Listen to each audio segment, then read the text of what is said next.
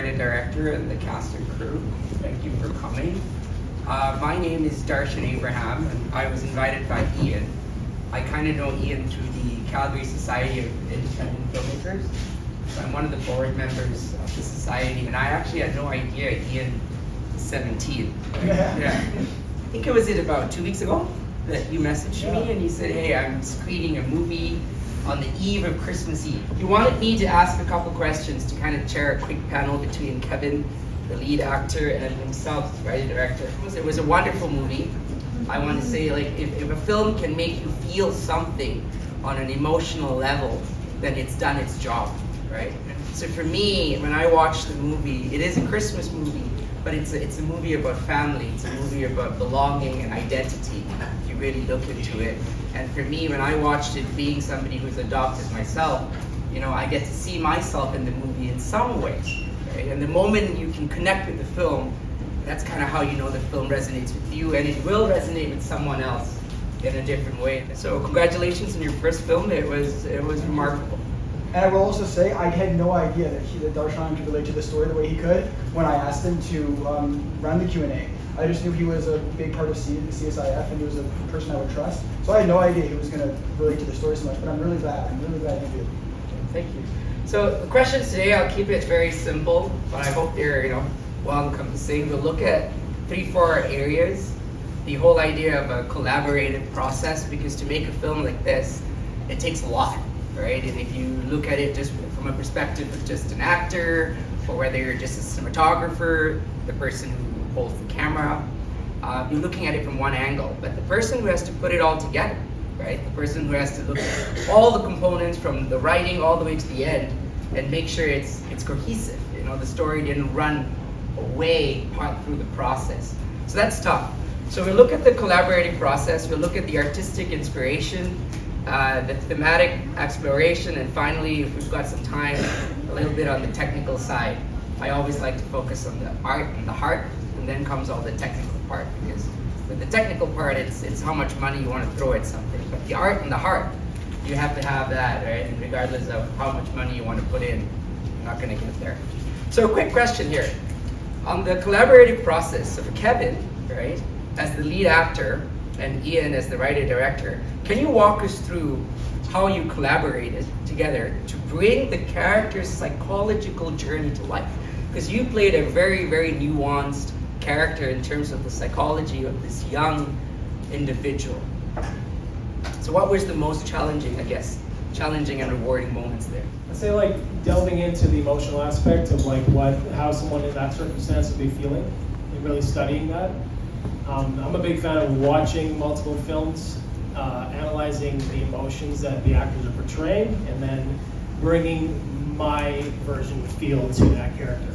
Getting into that character, and then and talking to me about kind of exploring the different emotions on what someone in that age group would be feeling in that type of a scenario. When they find out that their entire identity is shifted. Not so much playing the character, but you are the character. If that makes sense. So to live it rather than to act it. What makes a filmmaker a good filmmaker is not how well you can direct, it's not how well you can act, it's not how well you can record anything. What makes you a filmmaker is how well you can do all those things when everything goes wrong. And that's what I would say.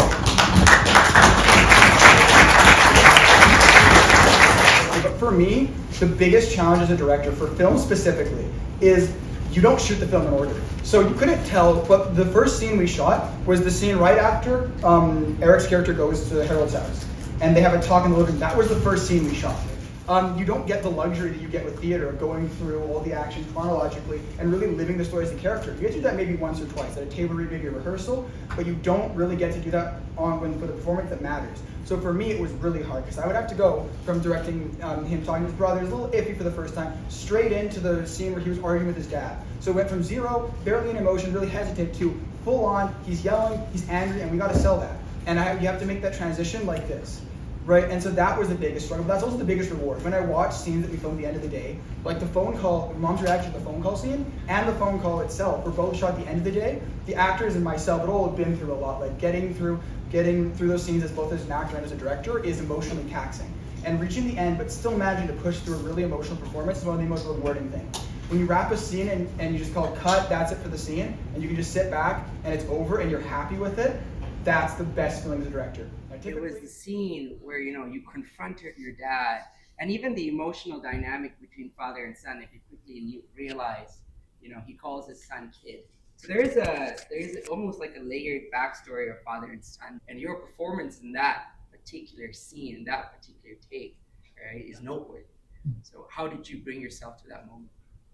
You just kind of have to build up all those feelings. You may have had similar experiences, or similar, like, or maybe not the same experiences, but like the same emotions and reaction, even from the past. And then you just have to think about that, and then bring that to life.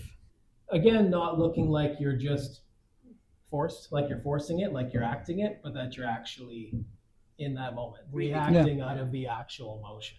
If that makes sense.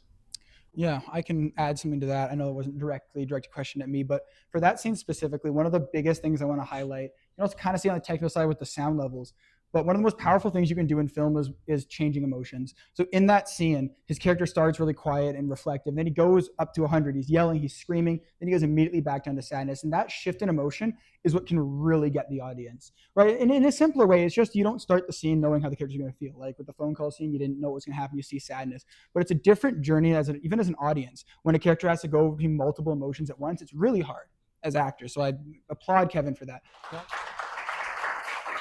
It can lead to some of the best performances that come out of it is when they have to portray multiple emotions at once. And Ian and I were on the phone about a week ago, is when he invited me to do this. I said, I want to talk a little bit. I can't just walk in not knowing what's going on. So we had a great chat, and one of the questions I asked him is, what inspired you to tell this particular story?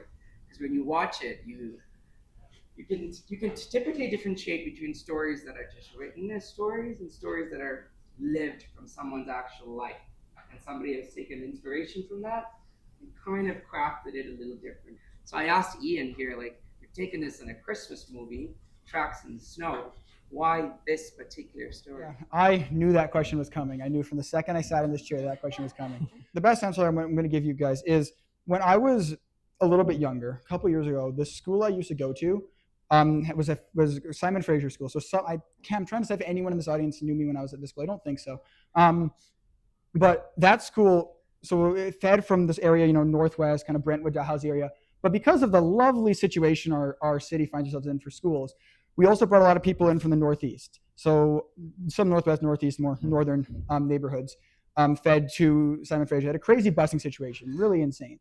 But a lot of the people that I was close to at that school, they had broken families. The area of the northeast that fed into Simon Fraser was a cheaper area to live in. So families that divorce and have to split finances would typically find themselves living in that area. So every time, so I went to school for 3 years.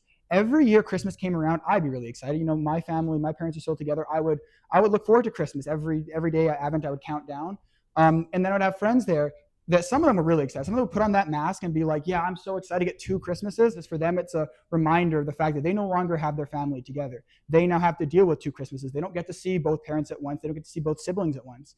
So that's what first inspired my stories. I wanted to tell that story about how Christmas, for a lot of us, and even for some of these characters in the movie, they still love Christmas. But to the characters like the parents, it really hurt. Like just the fact that Christmas was coming really hurt them. You hear these stories enough, and at one point I was like, this is probably, other than taking a real personal event, probably the best story I could tell at that point. So we had a couple of years, got out of that school, moved on, went to my next school. And then over the summer, I thought, I want to make a Christmas movie, but I don't want to just make a Christmas movie, just make a Hallmark movie, happy ending, 2 characters fall in love, and whatever Netflix is doing these days.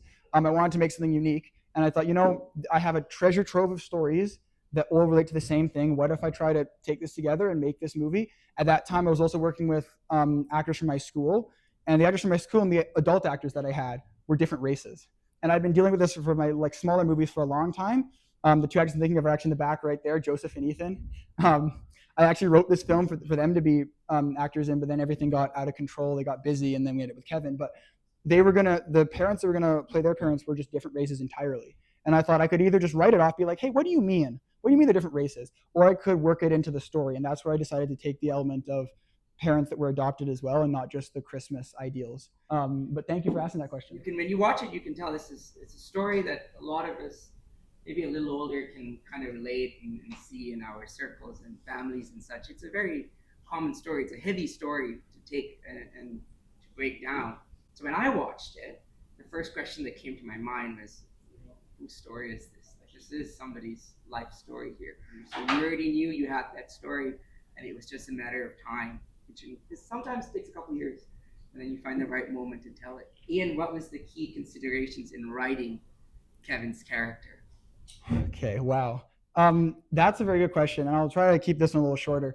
When I first wrote the script, the original draft actually balanced a lot of the characters a lot more. So Kevin wasn't the only main character. Him and Parker's the actor. Him and Eric, Harold and Eric, were both main characters. They both had big arcs.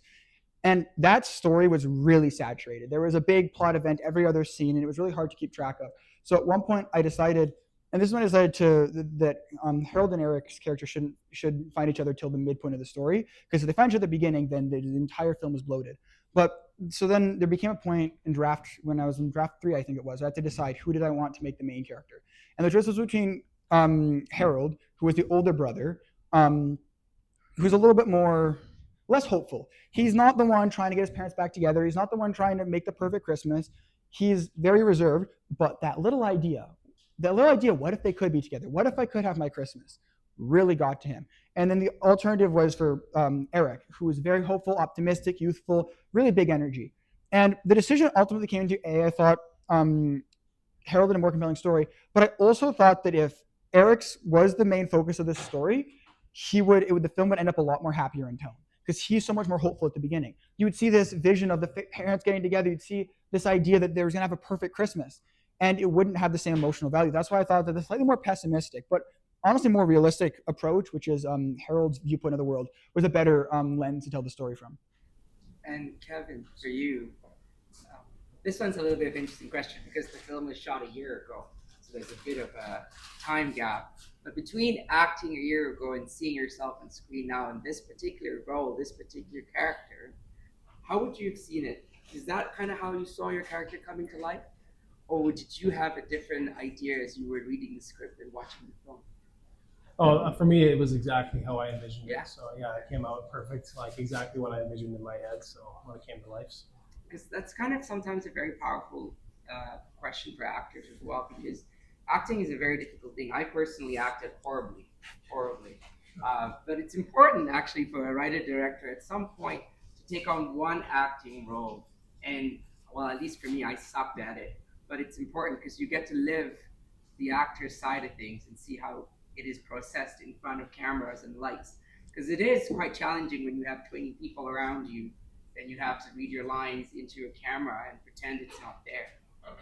It's quite challenging. So fantastic. It's a testimony to the process that Ian's got here, which works, right? When I came today to watch this film, I haven't seen it with sound yet, so he just sent me a picture so that I could come up with some questions. But seeing it with sound, it's remarkable.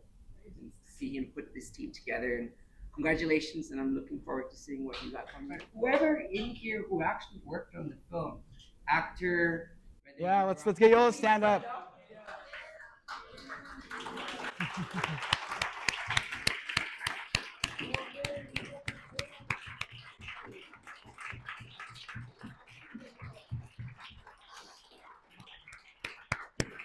There we go.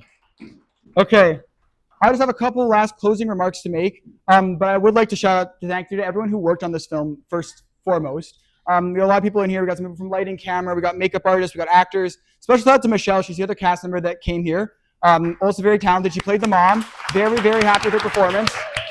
Yeah, I just want to thank you all for coming out here. This was, as many may know, my first kind of real film. I made small things before, but this is my first real film. We got a real big crew behind it, real big cast, and I'm very happy with how it turned out. Obviously, as a director myself, no one probably knows, but I was sitting in that seat right there, and I was thinking, oof, that's tough. I am my own worst critic. I could tear this film apart backwards and forwards, but I'm not going to, because there's no point in doing that. So I can say I'm satisfied with how this film turned out. I'm happy with the performance. I'm happy with the camera, happy with the lighting, sound, everything. And thank you all for coming out here. It is 2 days before Christmas. It is December 23rd. I am beyond surprised that everyone was able to make it out here. And I just want to thank you all from the bottom of my heart for coming out and filling this room. So thank you all, and I hope you all have a Merry Christmas and a Happy New Year.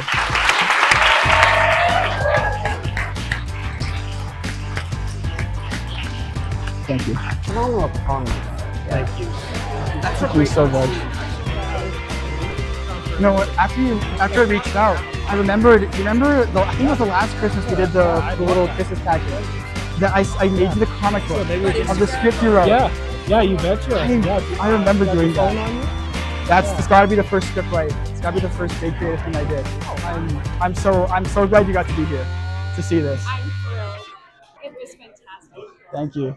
Well done, Ian. Thank you so much. You did such a good job. Thank you. I didn't know that I didn't see anything. So you got I love that. It was really cute. Sweet. Yeah.